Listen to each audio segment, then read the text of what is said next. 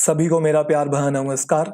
तो आज की वीडियो की हम शुरुआत करते हैं कुछ सवालों से। और जो सवाल हैं आपके सामने आपके स्क्रीन के ऊपर आप लोगों को दिखाई दे रहे होंगे। एक एक करके इन सारे सवालों को हम डील करने की कोशिश करते हैं। सबसे पहला सवाल, सबसे पहला question, how to remember thousands of words for the competitive exams. Clear है। दूसरा सवाल है, I have written 3000 words in my notebook but I often forget them, what should I do. क्या करना चाहिए मुझे, मैं भूल जाता हूँ। ठीक है, करेंगे बात, आगे बढ़िए। Which book should I read for vocabulary, कौन सी बुक पढ़नी चाहिए। अगला सवाल पढ़िए, should I write words from newspaper, अखबार से लिखने चाहिए या नहीं लिखने चाहिए। अगला, how many words should I learn in order to crack the competitive exams, कितने वर्ड्स याद करने चाहिए। उससे अगला सवाल, without vocabulary can I improve my English, without vocabulary can I improve my English section for the competitive exams. करेंगे, इसके बारे में बात करेंगे, नीचे आइए। How come toppers memorise so many words, topper कैसे याद कर लेते इतने इतने वर्ड्स। और बिल्कुल लास्ट और सबसे इंटरेस्टिंग सवाल क्या है, is there any magical formula for vocabulary. आप इस वर्ड की ना गहराई पे जाइए। एक बच्चे ने सवाल पूछा, is there any magical formula for vocabulary. तो ये जो सारे सवाल है ना, ये बच्चे के माइंड में कब आते हैं, ये तब आते हैं जब वो वोकैबुलरी पढ़ने की कोशिश करता है। जब उससे कुछ चीजें नहीं होती है, उसको लगता है कि मैं मेहनत कर रहा हूं, मुझे वोकैबुलरी में रिजल्ट नहीं मिल रहा है, उसके बाद उसके माइंड में ये कुछ सवाल आते हैं। ठीक है, और लाजमी है, बिल्कुल आने भी चाहिए। तो आज की वीडियो के अंदर मैं कुछ प्रैक्टिकल बातें करने वाला हूं, जिससे आपके माइंड में जो जो भी डाउट्स हैं, जो जो भी मिसकंसेप्शन है वोकैबुलरी को लेके, जो जो मिथ भी हैं, वो सारी आपके जो डाउट्स हैं वो दूर हो जाएंगे। ठीक है, उससे पहले मैं अपने बारे में थोड़ा सा बता दूं कि मेरा नाम तरुण ग्रोवर है और इंग्लिश लिटरेचर से मैंने मास्टर्स किया है रामजस कॉलेज दिल्ली यूनिवर्सिटी से। और मैं पिछले 5 साल से एसएससी और बैंक एग्जामिनेशन के लिए कॉम्पिटिटिव इंग्लिश टीच कर रहा हूँ। इंडिया की मैंने काफी सिटीज में पढ़ा है, जैसे कि सोनीपत, पानीपत, चंडीगढ़, जयपुर, रोहतक, सीकर, दिल्ली। फिलहाल अभी अनअकैडमी प्लस पर मैं कॉम्पिटिटिव इंग्लिश टीच करता हूँ। क्लियर है। तो आज हम ये प्रैक्टिकल बातें करेंगे वोकैबुलरी को लेके, लेकिन आगे चलने से पहले शुरुआत में करना चाहूंगा बिल्कुल आखिरी सवाल से। और आखिरी सवाल क्या है कि क्या सर कोई मैजिकल फॉर्मूला है वोकैबुलरी के लिए। सबसे इंटरेस्टिंग सवाल है। देखो भाई, मैं आप लोगों से पहले ये पूछना चाहूंगा कि आप लोग इंग्लिश ही सीखने आए हैं या जादू सीखने आए हैं। नहीं, मुझे बता दो। अगर आप लोग जादू सीखने आए हैं कि टोपी में से कबूतर निकालना है, तो बिल्कुल पॉसिबल है, कोई ना कोई मैजिकल फॉर्मूला होगा। लेकिन अगर आप इंग्लिश सीखने आए हैं तो ये शॉर्टकट के चलते आप मत पढ़िए, इनके पीछे आप मत जाइए। क्योंकि देखो, हर चीज ना इंप्रूव करने में मेहनत लगती है, चाहे वो इंग्लिश का कोई भी एस्पेक्ट क्यों ना हो, वो ग्रामर क्यों ना हो, वोकैबुलरी क्यों ना हो, रीडिंग क्यों ना हो, या फिर लाइफ में भी कुछ आपने पाना है ना, तो हम लोग ना शॉर्टकट ढूंढने की कोशिश करते हैं, जबकि कोई शॉर्टकट है नहीं, है ना, कोई शॉर्टकट है नहीं, इस बात को ध्यान रखिएगा। तो बातें हम जानने की कोशिश करते हैं कि बच्चा मिसलीड क्यों होता है। देखो, अगर हम ना रूट लेवल पे जाएं, स्टूडेंट के माइंड में ये आया ही कहां से कि क्या सर कोई मैजिकल ट्रिक है या नहीं है, क्या कोई टिप्स या कोई ट्रिक्स है या नहीं है वोकैबुलरी को याद करने की, ये माइंड में कहां से आया। क्योंकि बहुत सारे बच्चों के माइंड में ये चीज है, उनको ये लगता है कि शायद कोई टिप्स और ट्रिक्स है जो मुझे नहीं पता है और सामने वाले को पता है, और अगर वो ट्रिक्स और टिप्स मुझे भी पता लग जाए तो मेरी भी वोकैबुलरी बहुत अच्छी हो जाएगी। बहुत सारे बच्चों के माइंड में ये चीज है, इसलिए वो टिप्स और ट्रिक्स के पीछे भागते रहते हैं। रीजन ये है। मेरी बात समझ में आई। अब आप ये सोचने की कोशिश करो कि उसके माइंड में आया ही कैसे कि कुछ टिप्स या ट्रिक्स हो सकती हैं, किसी ने उसे कहा होगा। हाँ कि ना, ऐसे थोड़ी किसी के माइंड में कोई बात आ जाती है। मेरे माइंड में कुछ भी हो सकता है कि या तो अपने उसने मन से बना ली हो, या फिर हो सकता है किसी ने उससे कुछ कहा हो। और मोस्ट ऑफ द टाइम ऐसा ही होता है। बच्चे ने कहीं ना कहीं से सुना होता है, ये टिप्स हैं, कुछ ट्रिक्स हैं, इसे कर लीजिए, वोकैबुलरी आपकी बहुत अच्छी हो जाएगी। या तो उसको किसी टीचर ने कहा है, किसी मेंटोर ने कहा है। और सबसे बड़ा जो रोल प्ले करता है ना ये मिसगाइड करने में, मिसलीड करने में, वो यूट्यूब वीडियोस करते हैं। क्योंकि यूट्यूब वीडियोस के आप टाइटल पढ़ेंगे, देखो मैंने टाइटल लिखे हुए हैं, कैसे कैसे टाइटल है कि आपको 100 वर्ड्स याद करा दूंगा बस 2 मिनट की पोयम से। आप टाइटल पे फोकस करो ना। 100 वर्ड्स याद करा दूंगा बस 2 मिनट की पोयम से। अब आप खुद बताइए, क्या जो न्यू स्टूडेंट जो तैयारी करने आया है, क्या मिसगाइड होगा, नहीं होगा। अगला टाइटल पढ़िए, बस एक बार ये वोकैबुलरी रट लो, पूरी इंग्लिश आपकी मुट्ठी में। बस एक बार ये वाली वोकैबुलरी रट लो, पूरी इंग्लिश आपकी मुट्ठी में। तो आप मुझे बताओ, जो स्टार्टिंग में नया नया बच्चा है, वो तो देखो, जो अभी तैयारी करना जिसने शुरू किया वो बिल्कुल मिसगाइड हो जाएगा, बिल्कुल मिसलीड हो जाएगा। लेकिन जो जेन्युइन स्टूडेंट है, जेन्युइन इन द सेंस जिसको तैयारी करते करते टाइम हो गया है, जिसने बहुत समय लगा दिया, जिसने बहुत एफर्ट्स लगा दिए हैं, वो सच्चाई जानता है। उसको पता है कि ऐसा कुछ भी नहीं होता, ये सारी बस फिजूल की बातें हैं। तो आज हम इन फिजूल की बातों को छोड़ के बिल्कुल प्रैक्टिकल, बिल्कुल ग्राउंडेड बातें करेंगे। शुरुआत करते हैं आज की क्लास की कि कैसे इंप्रूव करें वोकैबुलरी को, पर्टिकुलरली कॉम्पिटिटिव एग्जाम्स के लिए। क्योंकि आपने वोकैबुलरी देखो वोकैबुलरी में तो बहुत सारे वर्ड्स आ गए, आपने कॉम्पिटिटिव एग्जाम्स के लिए वोकैबुलरी को कैसे इंप्रूव करना है, इस चीज पे फोकस करना है। तो शुरुआत करेंगे। आज हम इन 4-5 चीजों के बारे में बेसिकली बात करेंगे। सबसे पहले हम बात करेंगे कि वोकैबुलरी की इंपॉर्टेंस क्या है कॉम्पिटिटिव एग्जाम्स में। उसके बाद हम बात करेंगे कि रेलेवेंट वोकैबुलरी कौन कौन सी है कॉम्पिटिटिव एग्जाम्स के अंदर, रेलेवेंट वोकैबुलरी, इस चीज पे ध्यान रखिएगा। उसके बाद हम बात करेंगे कि मेथड क्या है वोकैबुलरी को याद करने का कॉम्पिटिटिव एग्जाम्स के लिए, क्लियर है। और उसके बाद हम कुछ फ्रीक्वेंटली आस्क्ड क्वेश्चंस हैं जो कि स्टूडेंट्स जनरली पूछते हैं, है ना। सारी बातें पता होने के बाद भी कुछ चीजें पूछ लेते हैं, वो तो कुछ क्वेश्चंस हैं उनके बारे में बात करेंगे। और आखिरी में अपनी तरफ से मैं आपको कुछ फाइनल टिप्स दूंगा वोकैबुलरी के लिए। शुरुआत करते हैं आज की क्लास की। थोड़ा वीडियो लंबा होने वाला है लेकिन जेन्युइन बातें सीखने को मिलेंगी, तो पूरा वीडियो देखें। बीच में ऐसा ना हो कि आप अधूरा छोड़ दें, आपको ये लगे कि हाँ मुझे समझ में आ गया, हो गया कर लूंगा मैं, ना, पूरा देखें। तभी मैंने आखिरी में लिखा है फाइनल टिप्स, ठीक है। तो चलिए शुरुआत करते हैं। सबसे पहले बात करते हैं importance of vocabulary in competitive exams. देखो यहाँ पे ना एक चीज है, छोटी सी बात समझना। आपको वोकैबुलरी इंप्रूव करनी है, क्लियर है। आपको सबसे पहले ये जानना है कि भाई उसकी इंपॉर्टेंस क्या है। क्योंकि जब तक आपको पता ही नहीं है कि मुझे वोकैबुलरी किस लिए इंप्रूव करनी है, आपने कह तो दिया कि मुझे वोकैबुलरी इंप्रूव करनी है, लेकिन एक बार अगर आपको वोकैबुलरी की इंपॉर्टेंस पता लगती है कि वोकैबुलरी इसलिए इंप्रूव करनी है, तो अंदर से अपने आप एक मोटिवेशन भी आता है। अगर आपको इंपॉर्टेंस नहीं पता ना वोकैबुलरी की क्या इंपॉर्टेंस है कॉम्पिटिटिव एग्जाम्स में, तो अंदर से मोटिवेशन भी नहीं आएगा। और कुछ ऐसे सवाल आएंगे, क्या सर वोकैबुलरी के बिना भी मैं कॉम्पिटिटिव एग्जाम्स क्रैक कर सकता हूँ, इंग्लिश सेक्शन डील कर सकता हूँ, जैसा कुछ सवाल बच्चे पूछते हैं। मैंने आपको स्टार्टिंग में दिखाया कि क्या बिना वोकैबुलरी के भी हम कॉम्पिटिटिव एग्जाम्स कर लेंगे, पॉसिबल ही नहीं है। तो सबसे पहले आप इंपॉर्टेंस समझेंगे। बात करूं अगर मैं इंपॉर्टेंस की, तो बच्चे ये इंपॉर्टेंस है, क्या क्या है देखो। सिनोनिम्स और एंटोनिम्स में तो वोकैबुलरी वाले क्वेश्चंस आते ही हैं, आप सभी बच्चे जानते हैं, सभी लोग जानते हैं। तो हम क्या करते हैं, बस वोकैब वाले क्वेश्चंस के लिए वोकैबुलरी पढ़ने की कोशिश करते हैं। लेकिन जो तैयारी कर रहे हैं, जिनको काफी टाइम हो गया है, वो जानते हैं कि क्लोज टेस्ट में भी वोकैबुलरी बहुत बड़ा रोल प्ले करती है। रीडिंग कॉम्प्रिहेंशन में, फिलर्स में, डबल फिलर्स में, या फिर कोई एडिटोरियल या आर्टिकल्स करते हैं, उसमें वोकैबुलरी बहुत बड़ा रोल प्ले करती है। क्लोज टेस्ट के अंदर हमारे 4 ऑप्शंस होते हैं, अगर हमें वोकैबुलरी ही नहीं पता तो हम 4 ऑप्शंस में से कौन सा सुटेबल चूज कर लेंगे। रीडिंग कॉम्प्रिहेंशन में मान लो आपके सामने पैसेज आया, उसके बाद 10 क्वेश्चन आए, अब इसके अंदर कुछ आपको ऐसे ऐसे वर्ड्स दिखे जिसके आपको मीनिंग ही नहीं पता, तो आपने पैसेज को क्या समझोगे, क्या समझ में आया होगा, गलत समझ में आया होगा। उसके बाद जो आंसर करोगे फिर वो भी गलत करोगे, फिर नेगेटिव मार्किंग होगी। मेरी बातें समझ में आ रही हैं।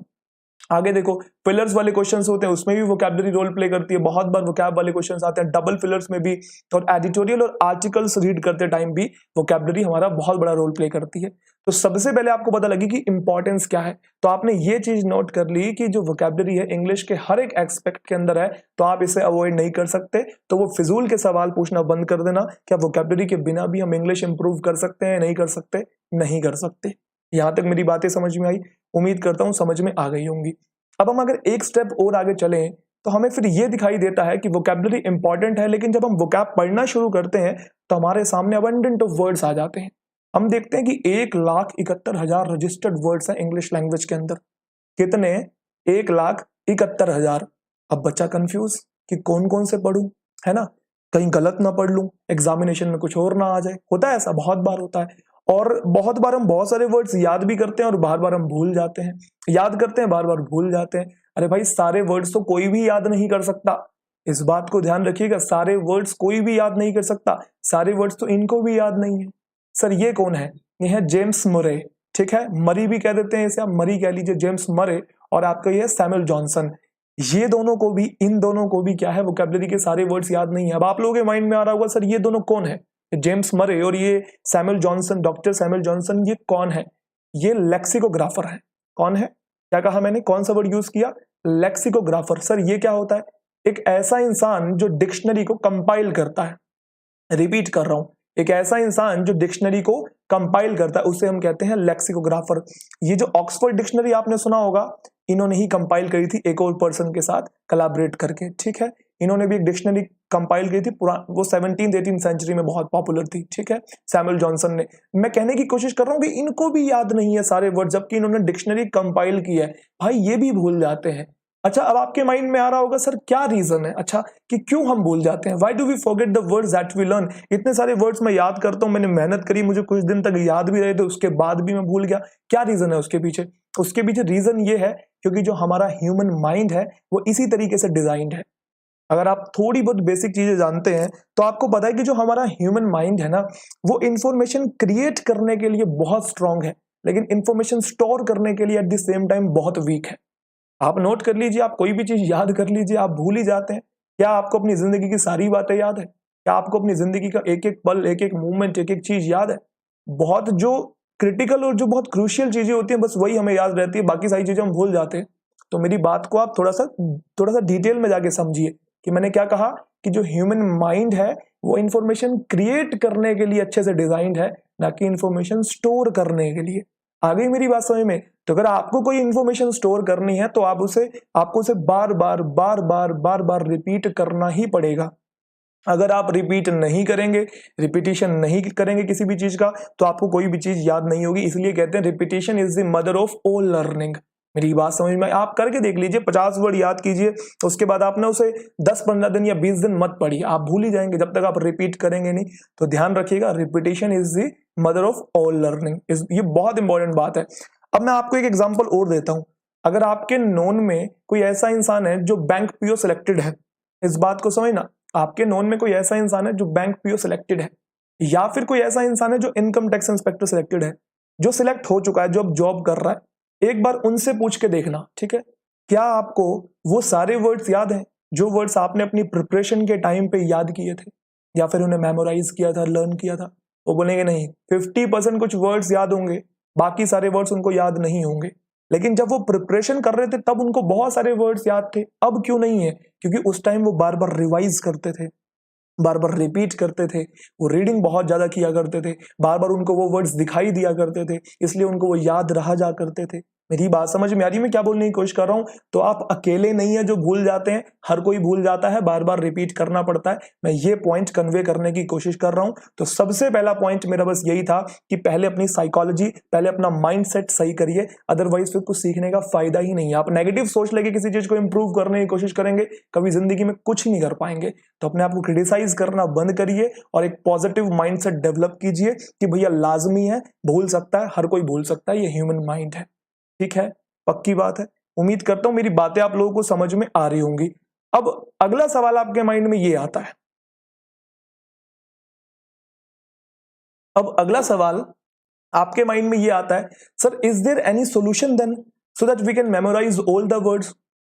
क्या कोई सॉल्यूशन है कि ऐसा कुछ है कि हम सारे वर्ड्स याद कर लें? बिल्कुल सॉल्यूशन है, लेकिन सबसे पहले आपको यह समझना है, सबसे पहले आपको यह समझना है, you do not need to memorize all the words in English language.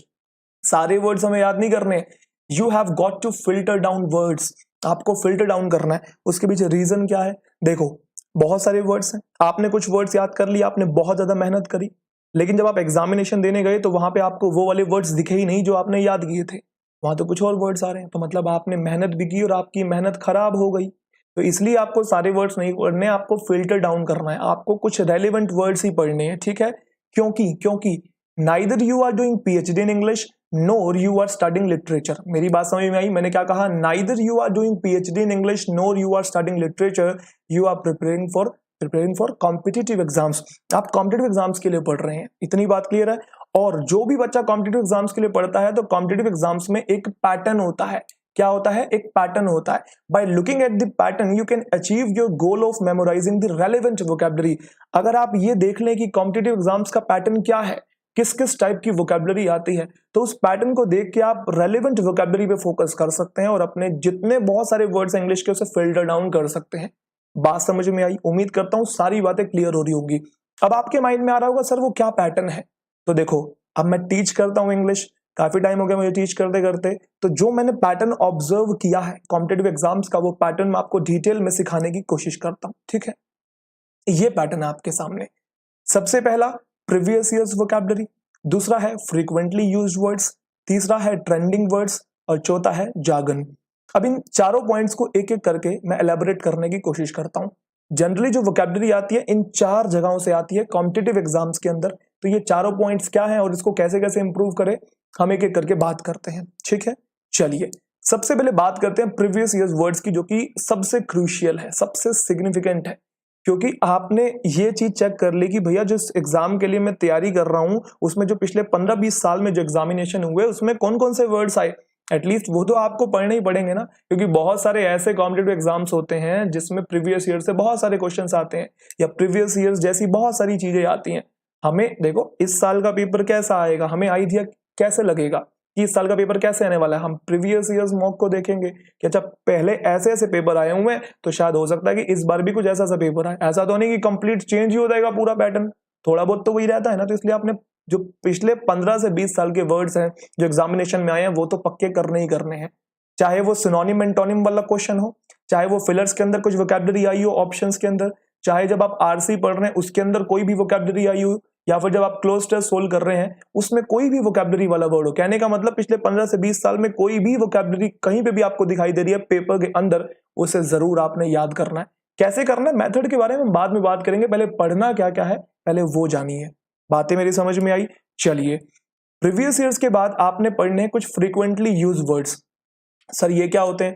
देखो न्यूज़पेपर में, मैगजीन्स में, नॉवेल्स में कुछ ऐसे वर्ड्स होते हैं जो आपको अक्सर दिखाई देंगे, इसलिए इसलिए से हम कहते हैं फ्रीक्वेंटली यूज वर्ड्स। जैसे कि कुछ वर्ड्स मैं आपको एग्जांपल के तौर पे दिखा रहा हूँ। ब्लीक है, ब्लीक का मतलब होता है सैड, उदास, ग्लूमी। डिफाइल, डिफाइल का मतलब होता है पॉल्यूट करना। मॉलिफाई, मॉलिफाई का मतलब होता है अपीज करना। पैरोकियल का मतलब होता है नैरो माइंडेड। ये कुछ ऐसे वर्ड्स होते हैं जो बहुत बेसिक वर्ड्स हैं। सर इसके बारे में मुझे कैसे पता लगेगा कौन कौन से फ्रीक्वेंटली यूज वर्ड्स हैं? एक काम मैं आपका आसान कर देता हूं, आप डिस्क्रिप्शन में आपको टेलीग्राम चैनल दिखेगा, टेलीग्राम चैनल का लिंक है। अगर आपके पास टेलीग्राम एप्लीकेशन नहीं है आप एप्लीकेशन को डाउनलोड कर लीजिए और उसमें सर्च करिए तरुण ग्रोवर इंग्लिश। क्या सर्च करेंगे? तरुण ग्रोवर इंग्लिश, उसमें ज्वाइन कर लीजिए। उसके अंदर आपको पीडीएफ मिल जाएगी फ्रीक्वेंटली यूज वर्ड्स की, कुछ 500 से 600 वर्ड्स हैं और बहुत अच्छे तरीके से मैंने उसे प्रिपेयर किया हुआ है। जो मेथड अभी मैं आपको सिखाने वाला हूं उसी मेथड से मैंने प्रिपेयर किया हुआ है, तो आप उसको पढ़ लीजिएगा। यहाँ पे ये काम मैंने आपका आसान कर दिया, आपको ढूंढने की जरूरत नहीं पड़ेगी। उम्मीद करता हूँ पॉइंट मेरा समझ में आ रहा होगा। उसके बाद बात करते हैं ट्रेंडिंग वर्ड्स की। देखो आप कॉम्पिटेटिव एग्जाम्स के लिए प्रिपेयर कर रहे हैं और बहुत बार ऐसे ही होता है कि न्यूज़पेपर में से भी बहुत सारे वोकैबुलरी आ जाती है, या फिर जो आरसी होता है डायरेक्ट न्यूज़पेपर वाला आ जाता है, बहुत बार ऐसा होता है। तो आपके सामने जो आजकल वर्ड्स चल रहे हैं, जो मेन स्ट्रीम वर्ड्स हैं, उनकी नॉलेज भी आपको होनी चाहिए। जैसे अगर मैं बात करूं आज के सिनेरियो की, तो अभी कोरोना वायरस वाली सिचुएशन चल रही है। कोरोना वायरस के टाइम पे ये वर्ड्स बहुत फेमस है, quarantine, moratorium, resilient, unprecedented, resurgence. ये सारे वर्ड्स आपको बार बार सुनने को मिलेंगे।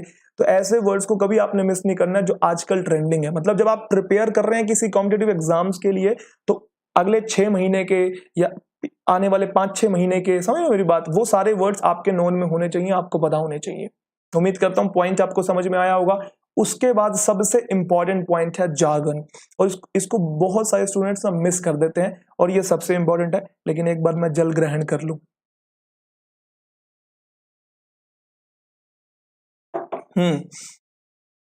जी, करें बात जार्गन की। अच्छा, बातें आप लोगों को समझ में आ रही है? उम्मीद करता हूं समझ में आ ही रही होंगी। ठीक है, पढ़िए एक बार की जार्गन है क्या। देखो, jargon is the specialized terminology associated with a particular field or area of activity। कुछ ऐसे वर्ड्स होते हैं जो किसी पर्टिकुलर फील्ड में ही यूज होते हैं और कहीं यूज नहीं होते। जैसे पॉलिटी की फील्ड में यूज होने वाले कुछ पर्टिकुलर वर्ड्स होते हैं जो पॉलिटिक्स में ही यूज होंगे और कहीं यूज नहीं होंगे, जो पॉलिटी में ही यूज होंगे और कहीं यूज नहीं होंगे। ऐसे हिस्ट्री के कुछ पर्टिकुलर वर्ड्स होते हैं, बायोलॉजी के, कंप्यूटर के, इकोनॉमिक्स के। तो किसी भी एरिया में, किसी भी सब्जेक्ट में यूज होने वाले पर्टिकुलर वर्ड्स जो उसी फील्ड में यूज होते हैं, उसी फील्ड के स्पेशलाइज होते हैं और कहीं यूज नहीं होते। आ गई बात समझ में? उसे हम कहते हैं जार्गन। सर एग्जाम्पल, बहुत सारे एग्जाम्पल मैंने आपके सामने लिखे हुए हैं। पॉलिटी का एग्जाम्पल प्रोरोगेशन है, इनेक्टमेंट है, डिसबर्समेंट है, रेड टेप है, ये पॉलिटी के वर्ड्स हैं। हिस्ट्री का एब्सोल्यूट मोनार्की है, कॉलोनियलिज्म है, फ्यूडलिज्म है, ये मीनिंग पता होनी चाहिए आपको। बायोलॉजी एनाटॉमी है, एनाटॉमी कहते हैं वैसे, एनाटॉमी है, बायोडाइवर्सिटी है, हेरिडिटी है, लीगामेंट है, कंप्यूटर के लिए बैंडविड्थ है, क्लाउड कंप्यूटिंग है, मालवेयर है, economics and banking and financial awareness के लिए कौन कौन से, कैपिटल बफर है, क्रेडिट रिस्क है, इलास्टिसिटी, एक्सचेंज रेट है। सर इसकी इंपॉर्टेंस क्या आप बता पाओगे? अब आपके माइंड में ये आ रहा होगा, सर इसकी इंपॉर्टेंस बताओ, जार्गन करने ही क्यों है? बहुत ज्यादा ही इंपॉर्टेंस है इनकी। आप एक बात बताओ, आप किसी भी कॉम्पिटेटिव एग्जाम्स के लिए प्रिपेयर करते हैं, क्या उसके अंदर आरसी आते हैं नहीं आते? आप बोलेंगे आते ही आते हैं, एसएससी में भी आते हैं, बैंक एग्जामिनेशन में भी आते हैं, कैट में भी आते हैं, हर जगह आरसी आते हैं। अब आरसी में ऐसा तो है नहीं कि आपका कोई फेवरेट टॉपिक आ जाएगा कि आपको पॉलिटी की नॉलेज है तो पॉलिटी वाला ही टॉपिक आएगा, ऐसा तो है नहीं कि हिस्ट्री की नॉलेज है आपको हिस्ट्री वाला ही टॉपिक आएगा, कुछ भी आ सकता है। वहां पे चांसेस जो है, जो स्पेक्ट्रम है वो बहुत बड़ा है वहां पे।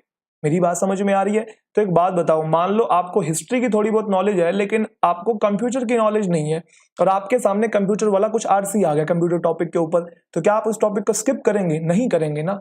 तो अगर आपको किसी भी फील्ड की बेसिक वर्ड्स जो पता है, आपको वो वोकैबुलरी पता है, तो आपके सामने कोई अननोन टॉपिक भी आ जाएगा ना तो आप मार नहीं खाओगे, आप कर लोगे उससे।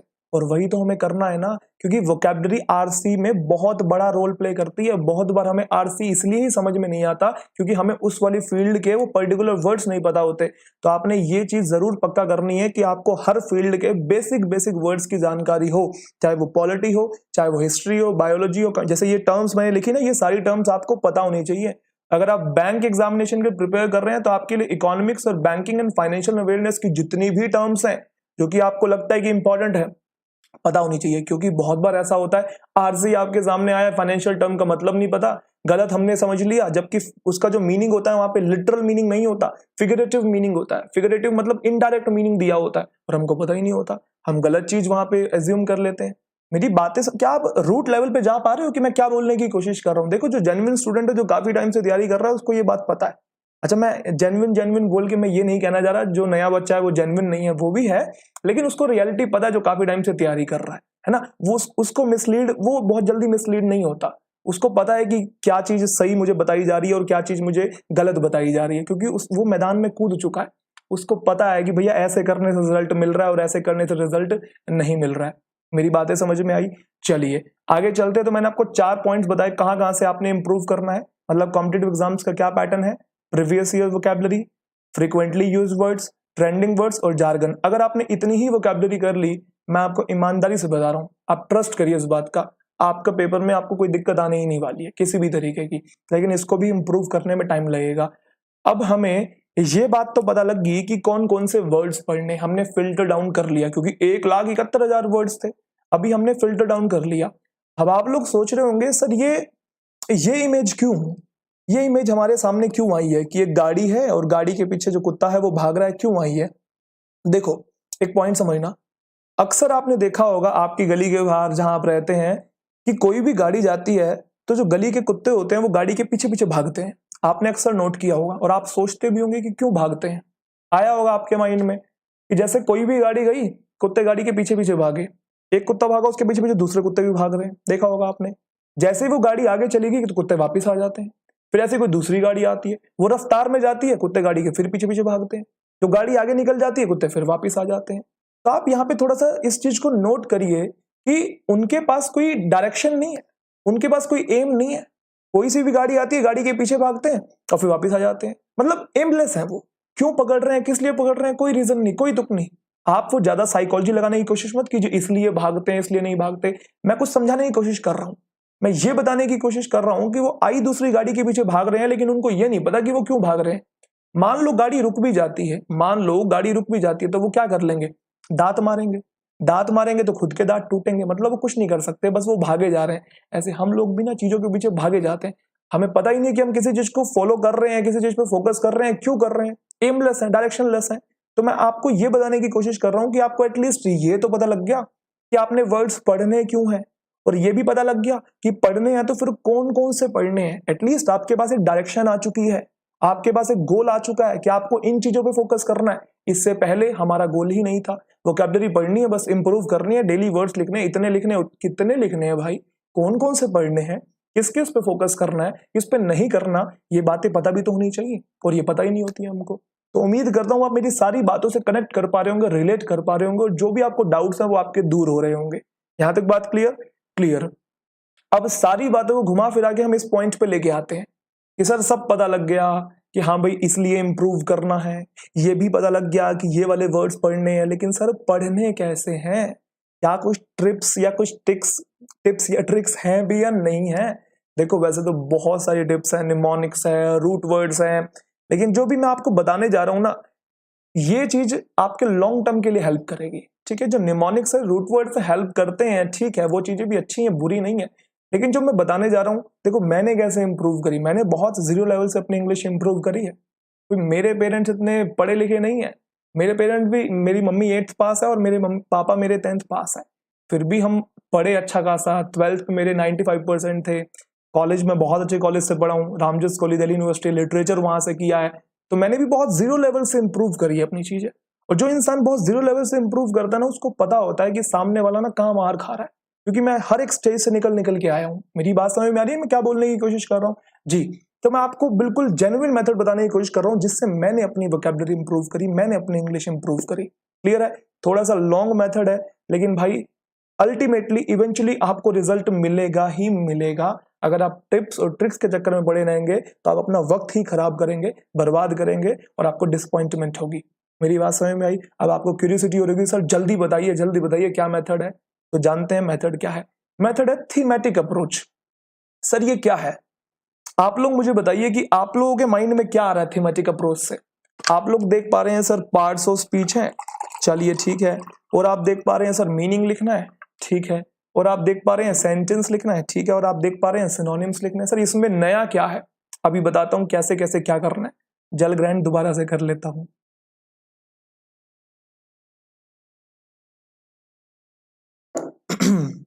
चलो अब आते हैं मुद्दे की बात के ऊपर कि क्या है सर ये थीमेटिक अप्रोच। ठीक है, जैसे आपको कोई भी वर्ड याद करना है, आपको ये 4 चीजें लिखनी ही लिखनी है अगर आप कॉम्पिटिटिव एग्जाम्स के लिए प्रिपेयर करना चाहते हैं। क्योंकि जो हम इंग्लिश पढ़ते हैं वो फंक्शनल इंग्लिश होती है। एकेडमिक इंग्लिश हम 12th क्लास तक पढ़ते हैं। तो फंक्शनल इंग्लिश में आपको वर्ड्स के फंक्शन भी पता होने चाहिए कि उसका पार्ट्स ऑफ स्पीच क्या है, वो नाउन है, प्रोनाउन है, वर्ब है, एडवर्ब है, एडजेक्टिव है, क्या है आपको पता होने चाहिए। वो किस तरीके से यूज हुआ आपको ये पता होनी चाहिए। उस वर्ड से मिलते जुलते और कौन कौन से वर्ड्स हैं आपको ये पता होनी चाहिए। आपको तमाम बातें पता होनी चाहिए एक वर्ड के बारे में, तभी आपकी अंडरस्टैंडिंग डेवलप होगी। अंडरस्टैंडिंग डेवलप होगी तो आपका इंग्लिश का हर एक एस्पेक्ट डेवलप होगा। और आपकी जब हर एक एस्पेक्ट डेवलप होगा तो आप जब पेपर करने जाएंगे तो आपको रिजल्ट मिलेगा। आई बात समझ में? चलिए, तो पार्ट्स ऑफ स्पीच आपने लिखना होता है, मीनिंग लिखना होता है उसका इंग्लिश में ही, ठीक है। उससे बना एक सेंटेंस लिखना होता है उस वर्ड से बना, और उसके बाद सिनोनिम्स मतलब उससे मिलते जुलते वर्ड। कैसे करना है? बहुत सिंपल है। सबसे पहले मान लो आपको कोई भी वर्ड के बारे में लिखना है, जानना है, मतलब आपको वर्ड्स इंप्रूव करने हैं। मान लो आपको एडमेंट के बारे में जानना है, ठीक है। सिंपली आपने क्या करना, गूगल करिए, लैपटॉप से कर लीजिए या फिर मोबाइल से कर लीजिए। जो भी वर्ड याद करना है उसके आगे लिख दीजिए एडमेंट मीनिंग, लिख दिया। जैसे आप ये लिखेंगे तो अगले जो विंडो है ऐसी खुलेगी आपके सामने गूगल के ऊपर, मोबाइल में या लैपटॉप में, दोनों जगह आप कर सकते हैं। जैसे आपने एडमेंट लिखा, आपके सामने पहले तो ये पार्ट्स ऑफ स्पीच दिखाई देगा कि ये एडजेक्टिव है, ये लिखना बहुत जरूरी है, ठीक है।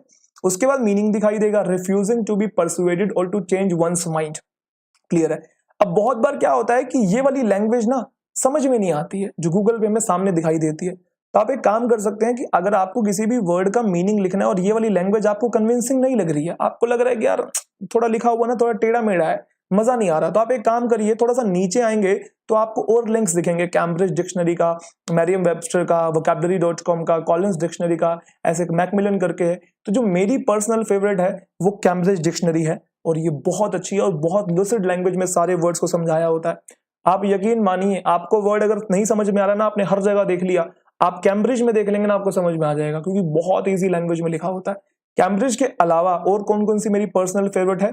कॉलिंस डिक्शनरी मेरी पर्सनल ये फेवरेट है। इसके अलावा मैकमिलन करके है, मैकमिलन वो भी बहुत अच्छी है। मैं 3 में ही देखता हूँ, कोई वर्ड देखता हूँ मुझे समझ में आ जाता है, और एक वर्ड को मैं 2-3 जगह देख लेता हूँ तो मुझे और पक्का हो जाता है। इससे मैं क्या कर रहा हूँ, वर्ड को रट नहीं रहा हूँ, मैं अच्छे से देखता हूँ वर्ड को। आई बात समझ में? जी। तो अगर आपको गूगल पे समझ में नहीं आया किसी की लैंग्वेज, किसी भी वर्ड की, आपको लग रहा है ये टिपिकल है, थोड़ा और डिटेल में आपको जानना है कि क्या इसका मीनिंग है, तो आप आगे चले जाइए। जैसे मान लो आप कैम्ब्रिज में जाएंगे तो कैम्ब्रिज का कुछ ऐसा खुल जाएगा।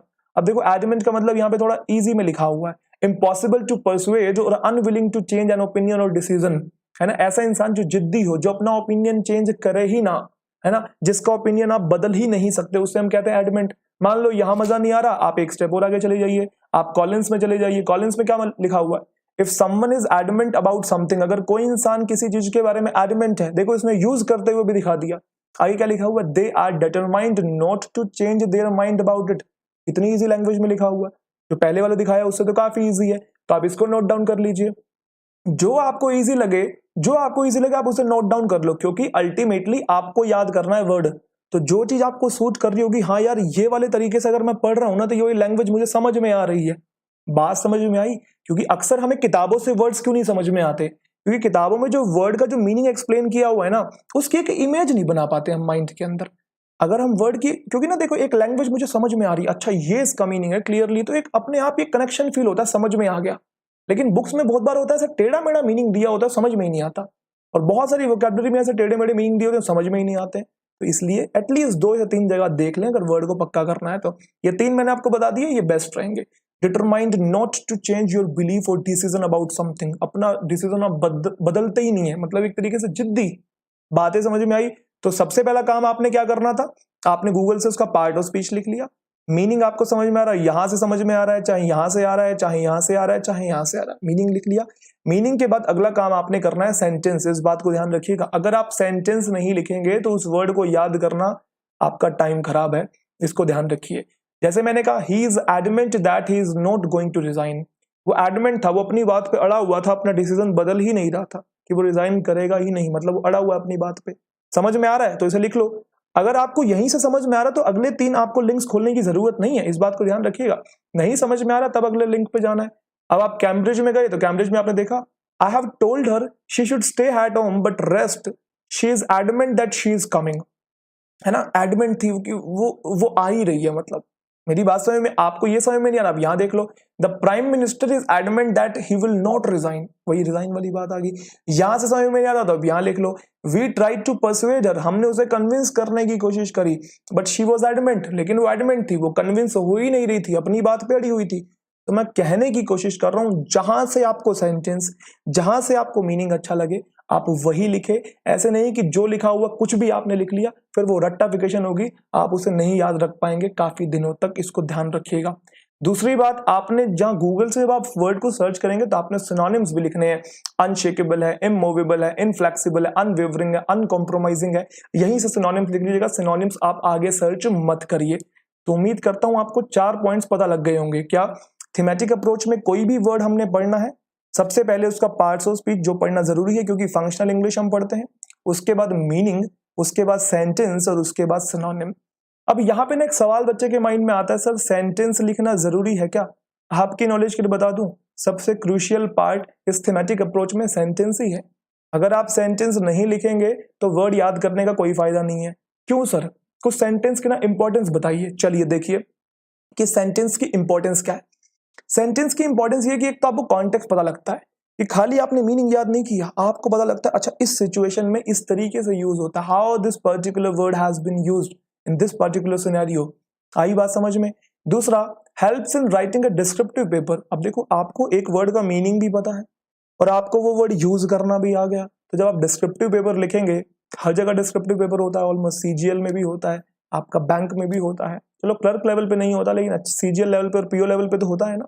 डिस्क्रिप्टिव लिखेंगे तो वर्ड्स अगर आप बहुत ब्यूटीफुली एक्सप्रेस कर पा रहे हैं, लिख पा रहे हैं चीजें, तो आपको अच्छे मार्क्स मिलते हैं। तो आपकी वहां हेल्प करेगा सेंटेंस में, क्योंकि आपने यूज होता हुआ देख लिया। उसके बाद you are able to visualize the word.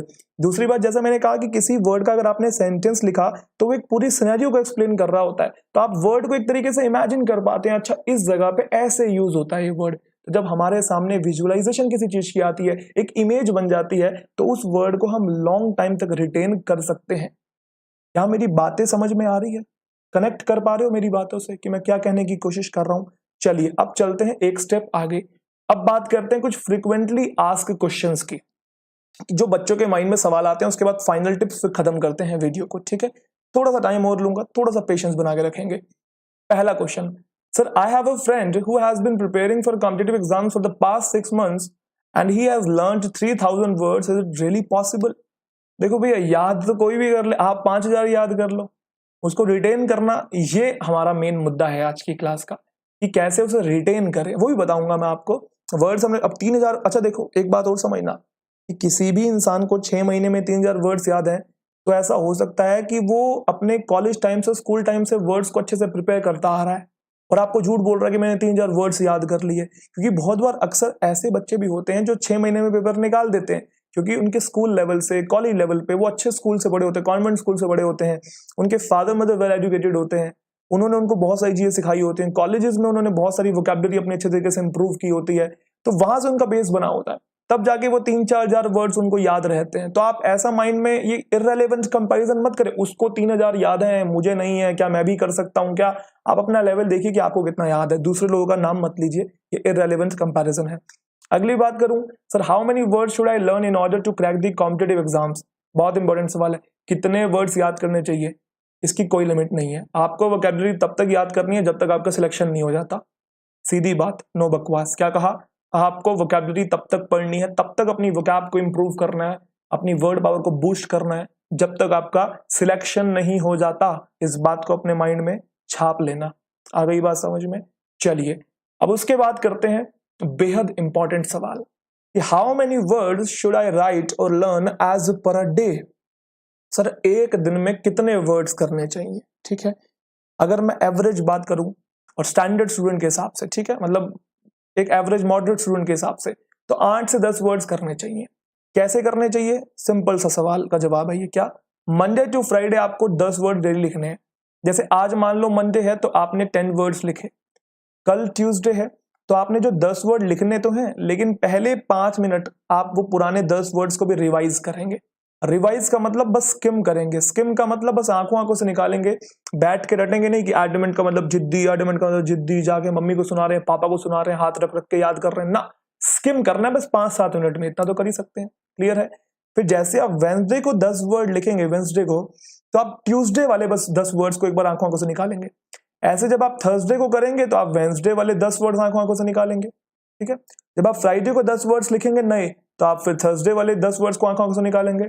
और फिर आया आपका सैटरडे और फिर आया आपका संडे। तो इन 2 दिन आपने क्या करना है? ये सारे वर्ड्स जो आपने लिखे इनको अच्छे से रिवाइज करना है, क्योंकि अगर आप रिवाइज नहीं करोगे, बार बार रिपीट नहीं करोगे, तो आप नहीं कर पाओगे।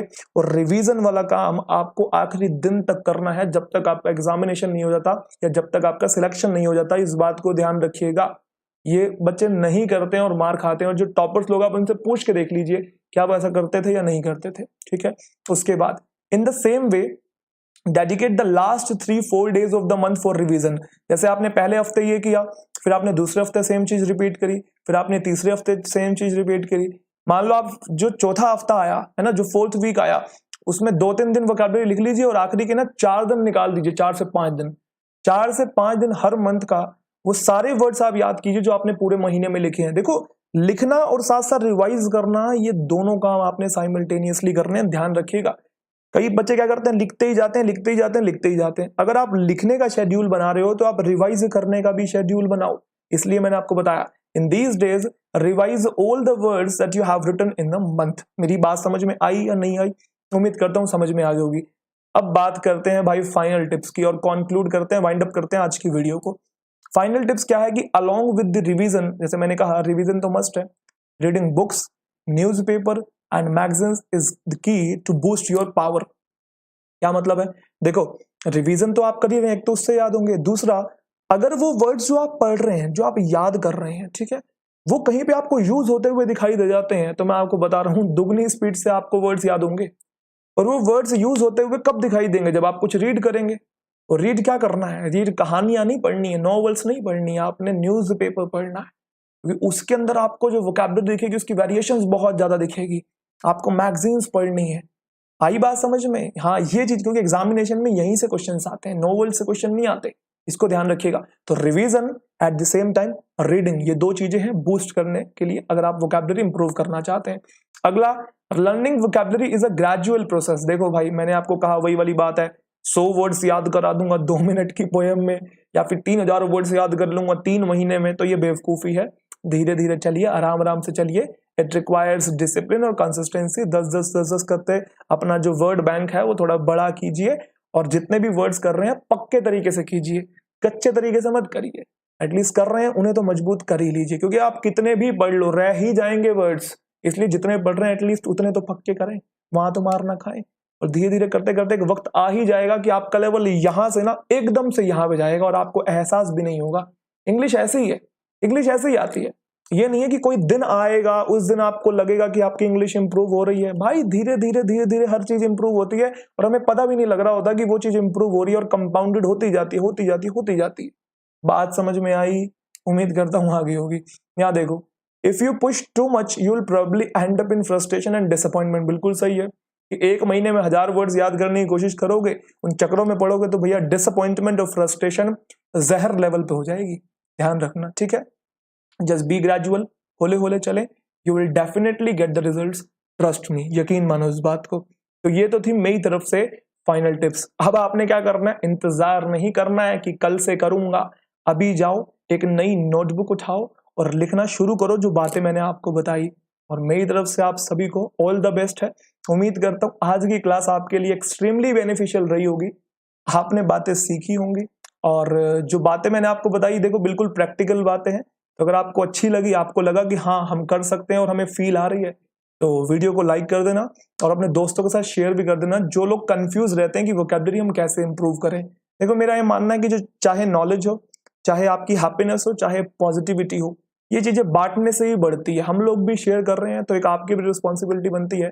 जो बातें मैंने आपको बताई, जो मेरे फेलियर से मैंने चीजें सीखी, जो मेरे एक्सपीरियंसेस से मैंने चीजें सीखी, जो मैंने आपकी तरफ पास ऑन करी, आप उसे पास ऑन करें। क्योंकि देखो मैं यूनिवर्स में बहुत विश्वास करता हूँ। मुझे ऐसा फील होता है कि यूनिवर्स में एक वाइब्रेशन है। अगर आप कोई अच्छा काम कर रहे हैं तो आपकी वो हेल्प करती है वो वाइब्रेशन।